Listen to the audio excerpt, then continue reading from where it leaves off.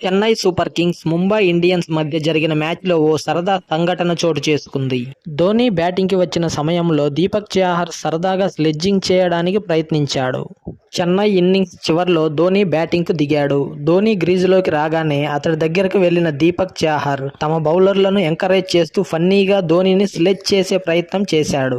Dhoni batting చేస్తుంటే అతని దగ్గరకు వచ్చి అక్కడ ఫీల్డింగ్ చేయడానికి దీపక్ చాహర్ ప్రయత్నించాడు.